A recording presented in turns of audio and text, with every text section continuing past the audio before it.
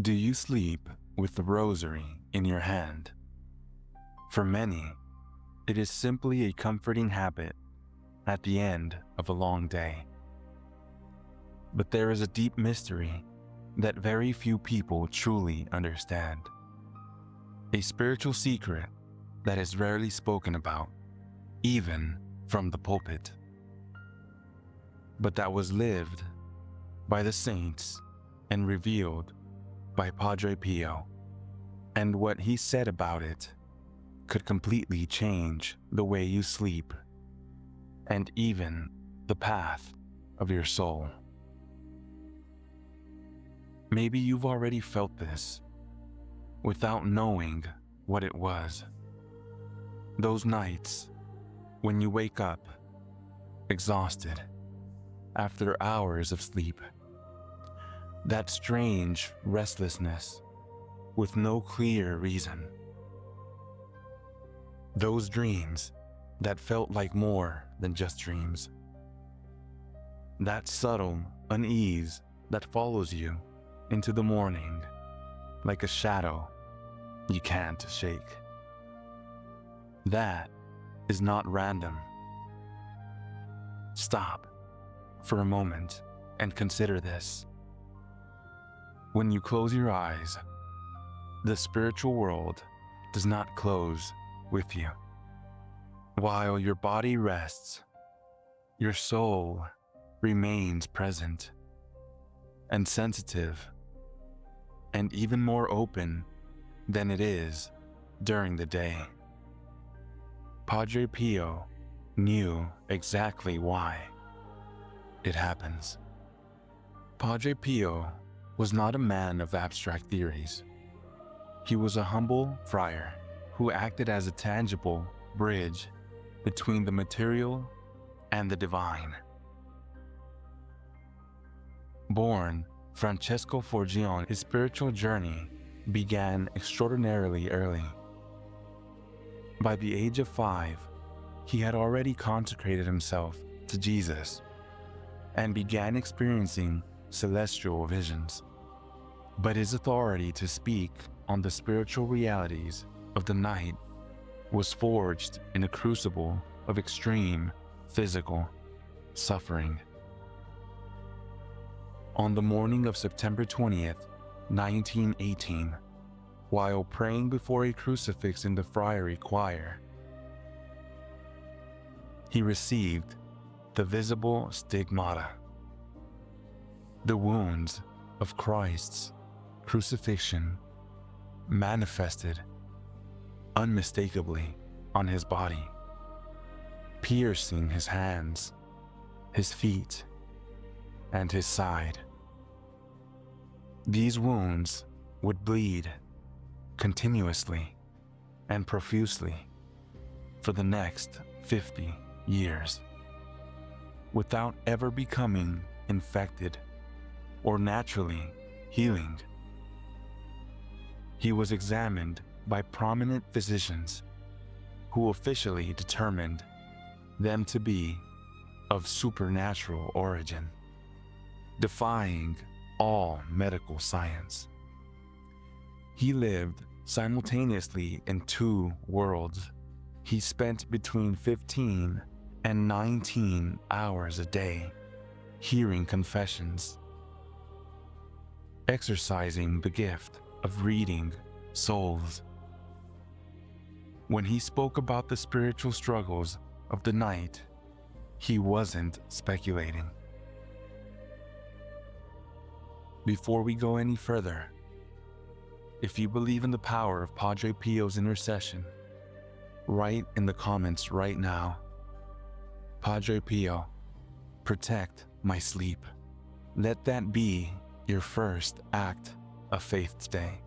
Stay until the end, because what Padre Pio revealed about what truly happens to the soul during the night is something most people have never been told.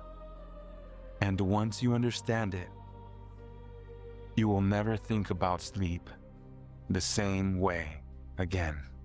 We often view the Rosary as a peaceful meditation, but Padre Pio did not view prayer merely as a source of personal psychological solace.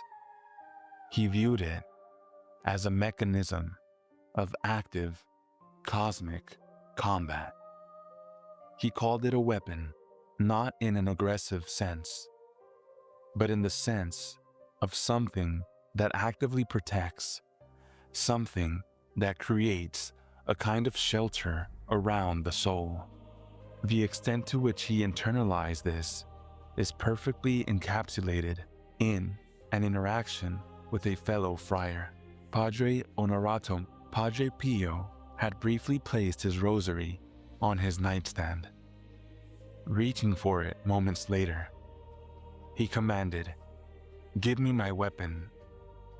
When holding the beads, he would assert with absolute conviction, "With this, one wins the battles."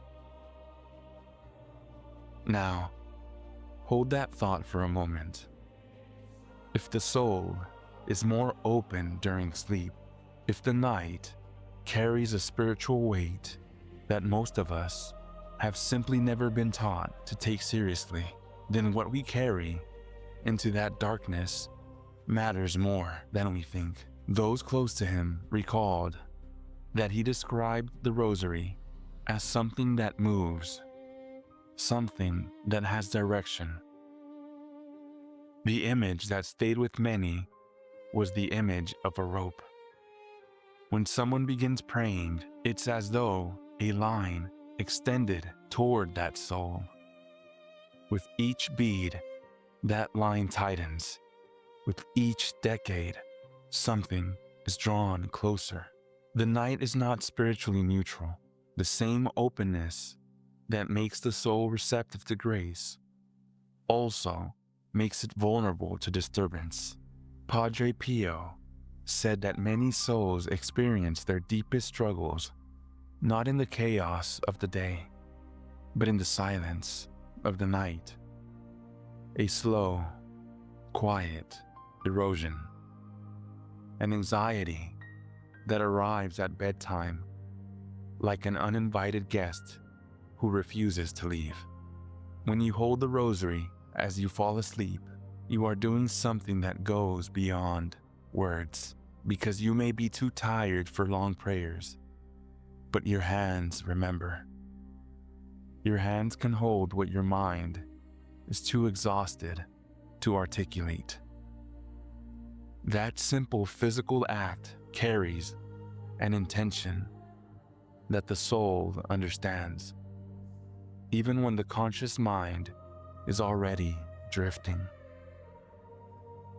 You're saying without saying anything, "I belong to God. I entrust this night to Mary. Whatever happens in the darkness, I am not alone in it." One of the most mathematically and practically confounding aspects of Padre Pio's life was the sheer volume of his daily prayer. A single full 15-decade rosary takes approximately 45 to 60 minutes to pray devoutly. Yet, historical testimonies repeatedly affirm that Padre Pio prayed between 30 and 50 of these full rosaries every single day. If you do the math, praying 35 rosaries would require over 26 hours of continuous, uninterrupted recitation. Furthermore, he spent anywhere from 8 to 19 hours a day hearing confessions. How did he do it?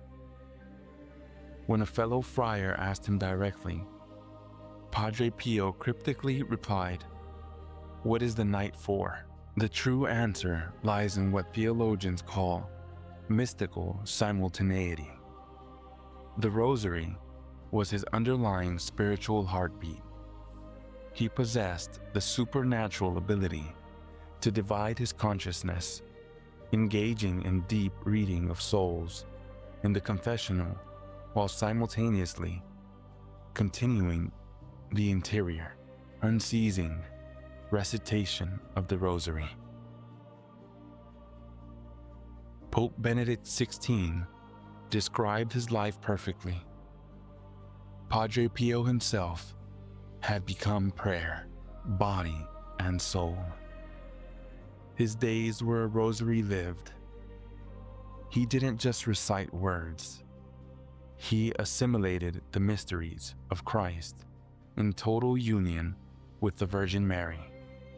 He viewed Mary as the necessary vessel for spiritual transit, describing her as the sea to be crossed to reach the shores of eternal splendor. He took absolute responsibility for his spiritual children, famously declaring, "I have made a pact with the Lord. I will take my place at the gate to paradise, but I shall not enter until I have seen the last of my spiritual children enter." Tonight, I invite you to step into that protection. Try it for 7 days, 7 nights, and pay attention. Before you lie down, take a few quiet minutes just for honesty. Give your weight to God. Then take the Rosary. Pray 1 decade before you sleep. Not rushed, but present. Let each Hail Mary be an act of trust. If you fall asleep mid-prayer, don't worry. Mary understands. She receives the effort.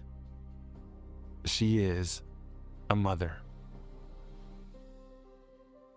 The earthly ministry of St. Pio came to a close in September 1968. Just as his life had been a living paradox, his death brought a final, profound, physical miracle. The stigmata, which had bled unceasingly for half a century, completely vanished. By the morning of his death, there were no scars or traces of the wounds left on his skin. The theological implication was clear. The cross is meant solely for the earthly pilgrimage, while the resurrected body knows no wounds. When asked for one final word of advice by his spiritual daughter just before his passing, he delivered a mandate that synthesized his entire life. Love the Madonna and make her loved.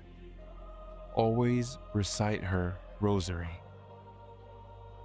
That is an armor against the evils of the world today. At 2:30 in the morning, clutching his rosary, St. Pio breathed his last, continuously whispering the 2 names that defined his earthly existence: Gesù, Maria, Jesus, Mary. So as the night approaches, remember his most famous directive: pray, hope, and don't worry. Worry, in the end, adds nothing to the morning, and prayer, quiet, faithful, held in the hands, even when the words run out, changes something that nothing else can reach. Your soul is not alone in the dark. It never was. And tonight, you can choose to remind it of that truth. Hold your weapon, Close your eyes and rest